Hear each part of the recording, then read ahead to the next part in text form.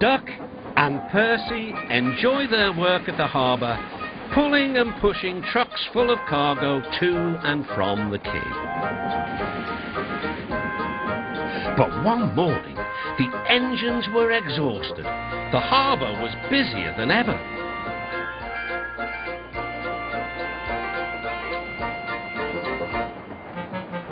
The Fat Controller promised that another engine would be found to help them.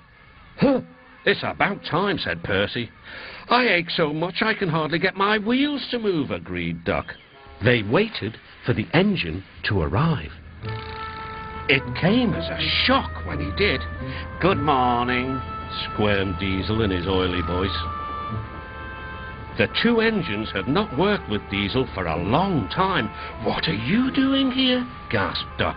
"Your worthy fat, Sir Topham Hatt sent me. I hope you are pleased to see me. I am to shunt some dreadfully tiresome trucks." "Shunt where?" said Percy suspiciously. "Where? Why, from here to there," purred Diesel, "and again from there to here. Easy, isn't it?" With that, Diesel, as if to make himself quite clear, bumped some trucks hard. "Woo!" screamed the trucks. "Grrr!" growled Diesel. Percy and Duck were horrified. They did not trust Diesel at all. They refused to work and would not leave their shed. The Fat Controller was enjoying his tea and ice bun when the telephone rang. "So there's trouble in the harbour yard? I'll be there right away." Diesel was working loudly and alone. Cargo lay on the quay. Ships and passengers were delayed. Everyone was complaining about the Fat Controller's railway. Percy and Duck were sulking in their shed. "What's all this?" demanded the Fat Controller. We're on strike, sir," said Percy. "Yes," added Duck. "Beg pardon, sir, but we won't work with Diesel, sir." Then, in a quiet, hurt voice, he added, "You said you'd sent him packing, sir." "I have to give Diesel a second chance. I am trying to help you by bringing Diesel here. Now you must help me. He was the only engine available."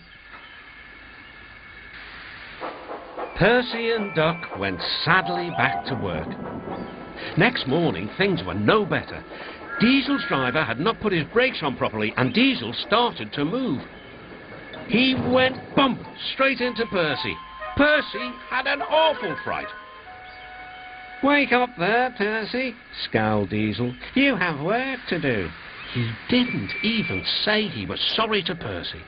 Later, Diesel bumped the truck so hard that the loads went everywhere. "What will the Fat Controller say?" gasped Percy. "He won't like it," said Duck. "So who's going to tell him, I wonder?" said Diesel. "Two little goody-goody telltales like you, I suppose." Percy and Duck did not want to be telltales, so they said nothing. Diesel, thinking he could get away with his bad behaviour, was ruder than ever. Next day, he was shunting trucks full of china clay. He banged the trucks hard into the buffers, but the buffers weren't secure. The silly trucks were sunk. Soon, the Fat Controller heard the news. The trucks were hoisted safely from the sea, but the clay was lost. The Fat Controller spoke severely to Diesel. "Things worked much better here before you arrived. I shall not be inviting you back. Now, Duck and Percy, I hope you won't mind having to handle the work by yourselves again." "Oh, no, sir." "Yes, please, sir," replied the engines. Whistling cheerfully, they puffed back to work, while Diesel sulked slowly away.